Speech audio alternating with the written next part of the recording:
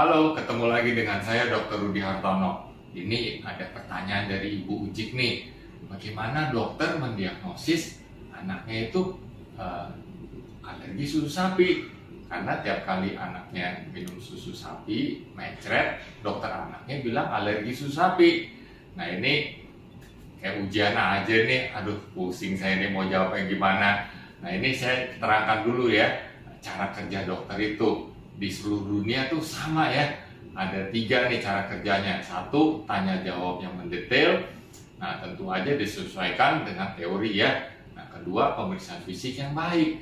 Nah kalau 2 ini nggak cukup, baru ditambah dengan pemeriksaan tambahan. Nah kembali ke kasus ini, tentu orang tua kan mengeluh nih, anaknya diare atau apa. Kalau orang tuanya diem-diem aja, dokter juga susah ya. Kayak dokter hewan tuh, mesti tanya pemiliknya juga. Kan hewan nggak bisa ngomong. Nah ini juga kalau bayi atau anak ya, nah itu kan belum bisa ngomong dengan jelas. Nah tentu dokter akan bertanya ke pengasuhnya atau orang tua, kakek nenek yang membawanya.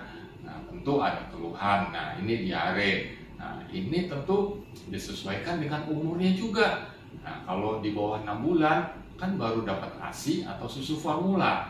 Nah kalau dia mencret-mencret, nah kita mesti tanya lebih mendetail lagi. Apakah setiap kali dia minum susu formula, misalnya ini ya, dia mencret-mencret, nah itu ada kecurigaan. Nah tentu dokter kan udah baca nih teorinya. Kalau alergi susu sapi itu paling sering merah di pipinya, kadang dia mual, muntah, mencret. Nah jadi gejala yang ada disesuaikan dengan teori. Nah kalau nggak klop, nah dokter tanya lagi mana yang nggak klop. Dokter akan berpikir, oh saya harus bertanya ininya lagi, atau saya harus periksa ininya lagi. Sesuai nggak antara fakta yang ditemukan, tanya jawab yang dilakukan dengan teorinya. Nah itu jadi butuh waktu agak lama agar diagnosanya lebih tepat lagi. Nah tentu umur berperan. Nah misalnya intoleransi laktosa itu paling sering terjadi pada anak di atas setahun. Nah ini umurnya berapa? Nah ini kan nggak jelas. Nah kalau di atas setahun ya alergi susu sapi lebih jarang, tapi lebih sering ke intoleransi laktosa. Nah tentu pengobatannya beda lagi. Nah kalau alergi susu sapi, nah biasanya tuh dokter akan istilahnya tuh jalan tes ya.